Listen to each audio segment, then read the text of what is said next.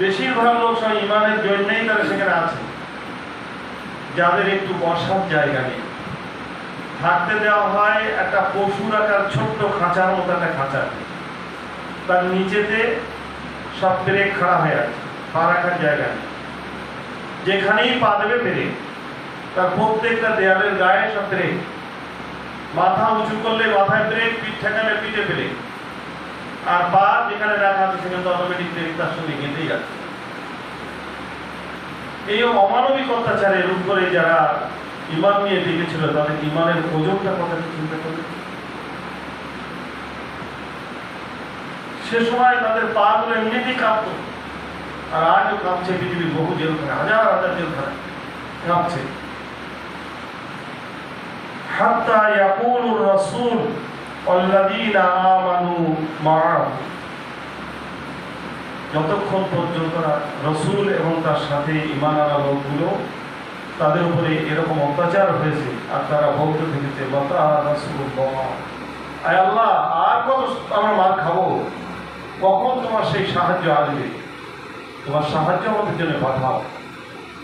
আল্লাহ রাব্বুল আলামিন তাদের জন্য ঠিক এরকমই অভয় দিয়ে বলেছিলেন, আলা ইন্না নাসরাল্লাহি করিব, আর দেরি নয়, আল্লাহর সাহায্য তোমাদের জন্য এসেছে, আল্লাহর সাহায্য তোমাদের খুব নিকটে।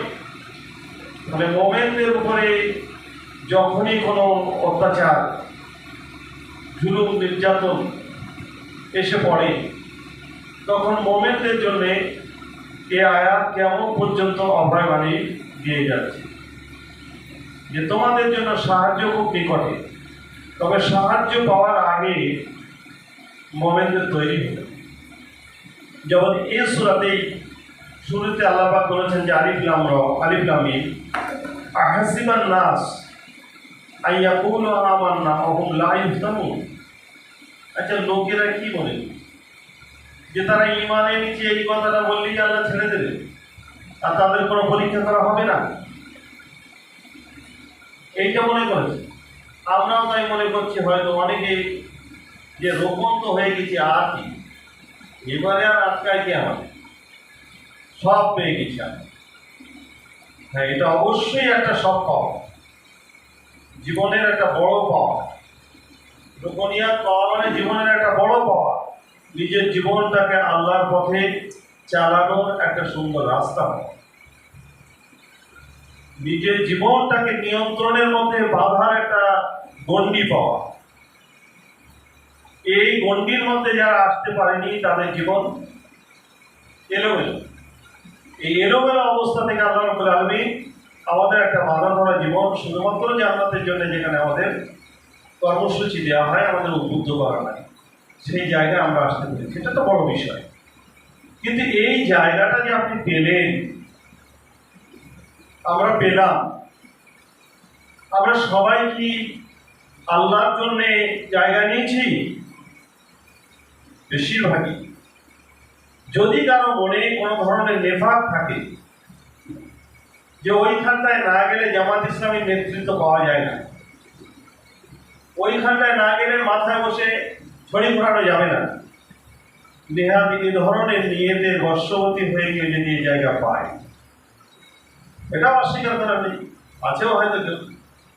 আল্লাহ সুবহানাহু ওয়া তাআলা বলছেন যে অহুম লা ইফতানুন, আরে কি আসল আর কি ভেজাল, এটা কি পরীক্ষা করার প্রয়োজন নেই?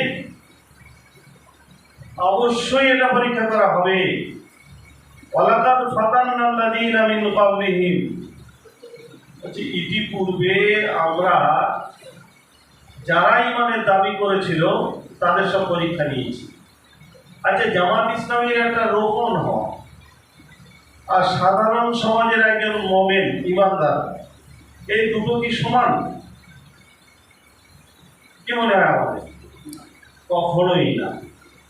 নিঃসন্দেহে জামাত ইসলামীর একজন রোপণ, তার ইমানের যে ডেপথনেস, এটা আমরা অন্যদের থেকে বেশি অবশ্যই মনে করি। তবে এইটা কি সাহাবীদের দ্বারা রোপণ ছিল না, কিন্তু সাহাবে কেরামের উপর যে জুলুম নির্যাতনটা গিয়েছে, আর তাদের ইমান তাদের ইমানের ধারে কাছে আমাদের ইমান লাগবে? পৌঁছাতেই পারবে। তাদের রোহনিয়াতের প্রয়োজন ছিল না, কারণ তারা ইমান এনেছিল রকম হিসাবে। ভাবতে হবে যে তারা যে সীমাহীন জুলুম নির্যাতন সহ্য করেছে, তাদের লক্ষ্য ছিল জান্নাত পাওয়া, আর আমাদের লক্ষ্য জান্নাত পাওয়া। দুটো লক্ষ্য উদ্দেশ্য যদি এক হয়, তাহলে দুটোরই পরীক্ষা হবে। আচ্ছা, বিনা পরীক্ষায় কেউ ফার্স্ট ক্লাস পায়? Second class, third class? কোনো ক্লাসই পায়। শিক্ষক বা ওস্তাদদের মাথা ব্যথা হয় কাদের নিয়ে?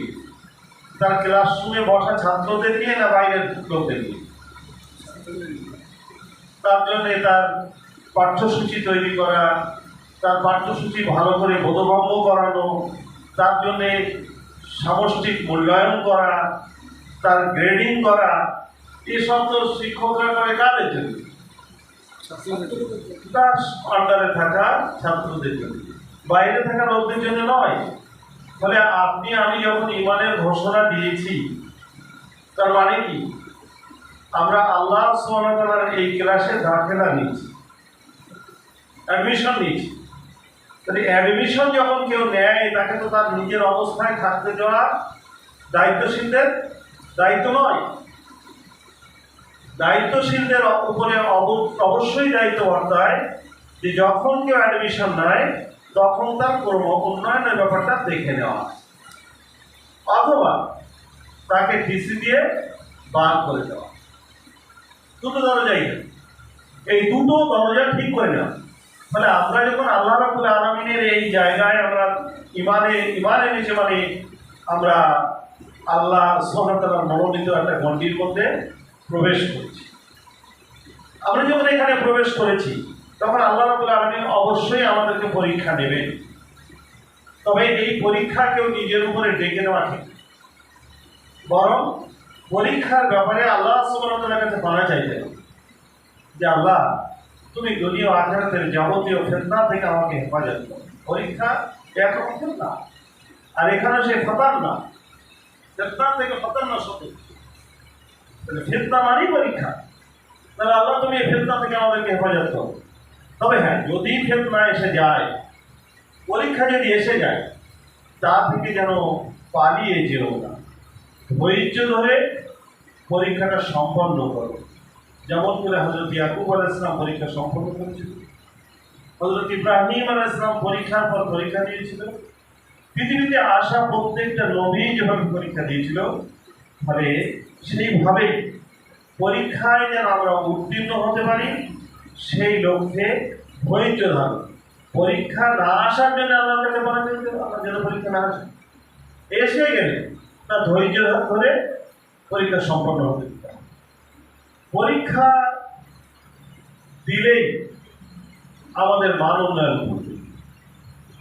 আমি এই জায়গাটায় ক্লাসের সময় বলি মাঝে মাঝে যে আমরা আগেকার দিনে ওই মাটির দেওয়াল, এখনও কিছু কিছু আমাদের ভাইদের অধিকও আছে, মাটির দেওয়াল মানে কাদা দিয়ে মাটির দেওয়াল গাঁথে। তো কাদার যে চানগুলো, এগুলো শুধু একটার পর একটা বসিয়ে দিয়ে দেওয়াল দিয়ে দেওয়া হয়। তো ওইভাবে বসিয়ে কি ছেড়ে দেওয়া হয়? তারপরে পেটানো হয়। ওর জন্য একটা বিশেষ জাতের পিঠ নিয়ে আসে, তা দিয়ে পেটানো হয়। আচ্ছা, না পিটিয়ে যদি এমনি ছেড়ে দেওয়া হতো, মজবুত হবে না। তার মানে যে ঘর বাঁধছে তার একটা স্বপ্ন আছে, ওর উপর একটা চাপ বা ভার একটা দেওয়া, তাহলে সেই ভার বহন করার ক্ষমতাটা ওই দেয়ালটাকে পিছিয়ে পিছিয়ে তৈরি করা। যদি এই পেটানো না হতো, ওকে চাল লাগালে তো বেশি দিন আসতে হতো না, কোনো ঝড় থেকে ও হেফাজত করতে হতো না, সব শব্দ নিয়ে ঘরের অধিবাসীদেরকে মেরে ফেলত। আল্লাহ সুবহানাহু ওয়া তাআলা কোনো জাতির উপরে যখন তার পক্ষ থেকে এ ধরনের মুসিবত নামিয়ে আনে, তখন এটা অবশ্যই বুঝতে হবে যে এই মুসিবতের পিছনে ওদের উপর একটা বড় কল্যাণের বোঝা আসছে, সফলতার একটা বোঝা। সাহাবায়ে কেরাম রাদিয়াল্লাহু আজমাইন হুজুরা যদি এই বেতনটা মক্কায় না খেতেন তাহলে মদিনার মতো একটা কল্যাণ রাষ্ট্রের বোঝা তারা বহন করতে পারত না। কল্যাণ পেয়েই তারা নিজেদের মধ্যে ভাগাভাগি করায় ব্যস্ত হয়ে পড়তো না। অথচ দেখেন গনিমতের মাল এলো, আর যাদের কাছে তিনি বসেছিলেন অথচ তাদের কোনো অংশ না দিয়ে সব মক্কার মহাজিরদেরকে দিয়ে দিল। কিন্তু মক্কার মহাজিররা সে বিষয়ে কি খুব বিসর্জন করেছিল?